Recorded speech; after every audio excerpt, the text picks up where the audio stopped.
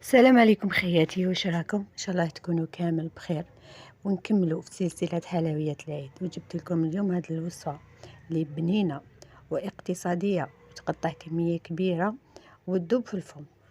بلا ما نطول عليكم نروح نشوفوا الطريقه والمقادير.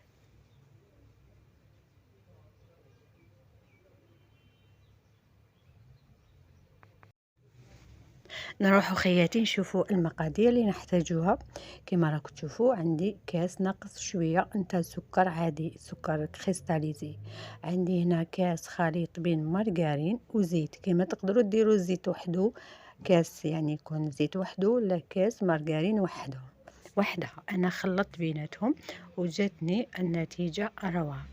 اذا كما راكم تشوفوا نخلط بالفوي مليح هذاك السكر والزيت والمارغرين حتى هذاك السكر يذوب.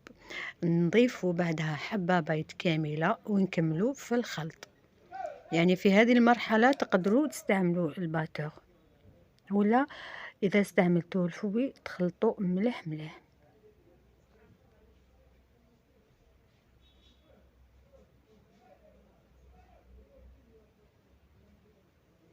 بعدها خياتي عندي هنايا كما راكم تشوفوا حوالي 2 مغارف كبار تاع حلوى الترك تكون فتة، مع ملعقة كبيرة نتاع شوكولات الطلاء النوعية اللي تكون متوفرة عندكم تستعملوها، مع ملعقة كبيرة كاكاو البني، واللي ما يحبش الكاكاو يقدر يستغنى عليه. ونخلط هذه المكونات مليح مليح.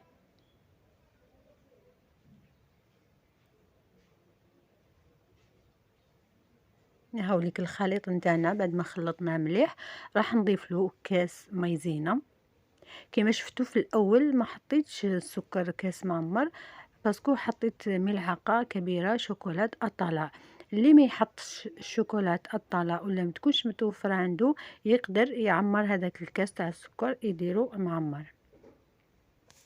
بعد ما خلطت مليح هذيك المايزينا دوكا نبدا نطم الخليط نتاعي بالفارينه. نحط كميه من الفارينه مع نصف ملعقه صغيره خميره الحلويات، ونطم حتى نتحصل على عجينه تكون طريه.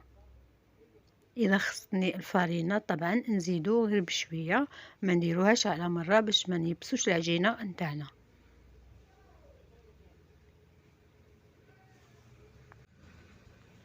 إذا خياتي هذه هي القوام تاع العجينة تاعنا. كما راكم تشوفوا ما ديروهاش طرية بزاف باه ما تهبط لكمش في الفرن.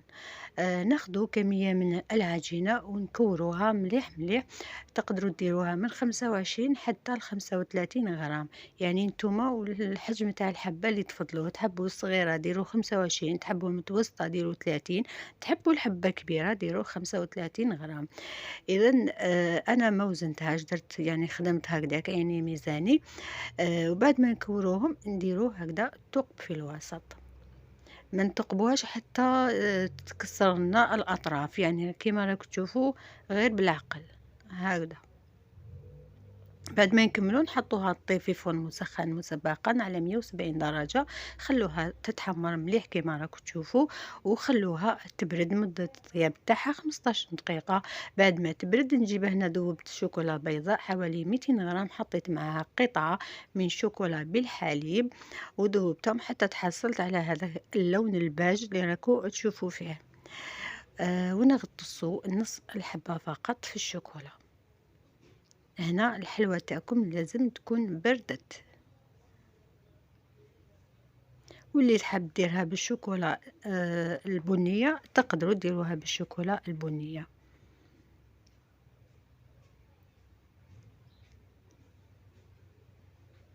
بعد ما بعد ما تنشف الشوكولا من نفس الشوكولا اللي قلاصينا بها، حطيت كمية في كيس حلواني، درت ثقب صغير وندير خطوط من الزجزاج كما راكم تشوفوا. بعدها خياتي نجيب هنا كراميل ولا معجون معجون ولا عسل، المهم واش يكون متوفر عندكم استعملوه. بعد ما تمسحوا الحبة تاعكم تجيبوا هنا كاوكاو يكون محمص مليح، يعني اللون تاعو يكون بني، وترحوه متوسط، وت هكذا تزينوا به النصف الآخر تاع الحبة. هاوليك شوفوا الشكل تاعها، يعني يخرج لكم تحفة ما شاء الله. تزيين بسيط وفي متناول الجميع.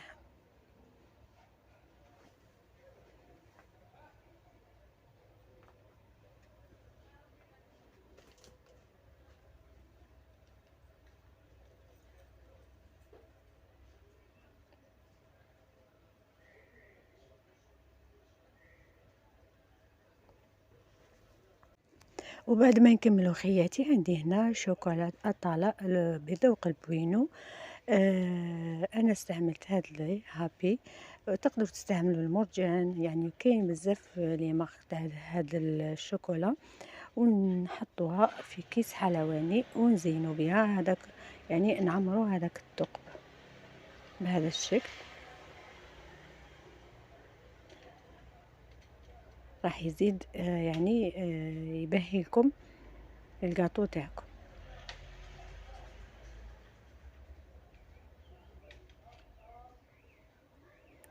هاوليك بعد ما كملت عمرتهم.